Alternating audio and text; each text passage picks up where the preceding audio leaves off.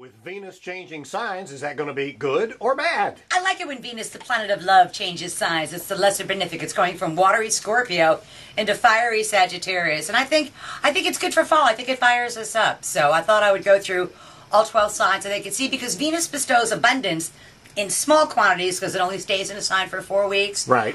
Wherever it goes. So we can all use a little power of attraction in different areas in our lives. So for Libra, that power of attraction is in their third house of day-to-day living. The pace of their day-to-day living picks up. So it's a good time for Libras to be negotiating. It's a good time for them to get what it is that they want. By giving a little, they can get a lot. And if they take a far-sighted approach to it, they'll have a much better result. For Scorpio, it's in their second house of money. The money gods smile on them, and money literally falls out of the sky on them from unexpected, or actually, this is from earned income rather than unearned income. For Sagittarians, Venus in their sign brings love back into their life. If they're single, they'll attract somebody. If they're married, their marriage goes well.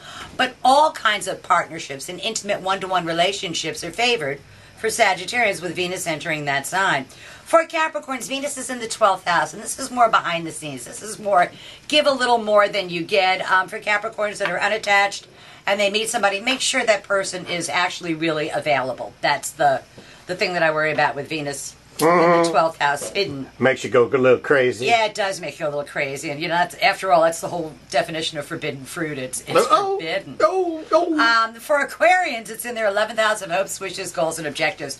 And for Aquarians, and the United States has a moon sign in Aquarius, it means that you reach a long-standing hope, wish, goal, and objective, and a team effort or a group effort works to benefit the Aquarian. They cannot do it alone. So it's a group effort benefiting the Aquarian. For Pisces, in their 10th house of career and public standing, and Pisces have been complaining about, if I was in charge, I would do this, I would do that, I would do this, I would do that. Well, guess what? They get the job. Here it comes. And then it's time to put their money where their proverbial mouth is and see exactly how they do it. For Aries, the clarion call of long-distance travel beckons to them, and Aries are going to be hitting the road, and not for, like, you know, from here to Orlando, fairly long-distance travel.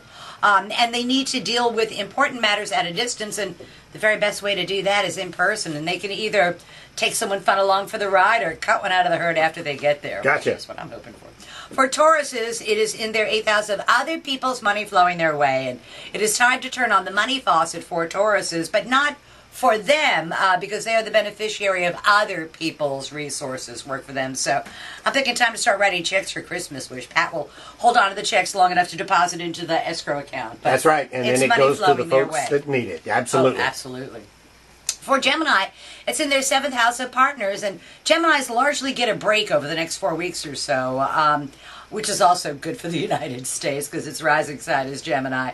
Venus in the 7th means that you have allies on your side you didn't know you had, partners on your side you didn't know you have, and for one reason or another, the Gemini ends up looking better than they have in the last couple of months or so.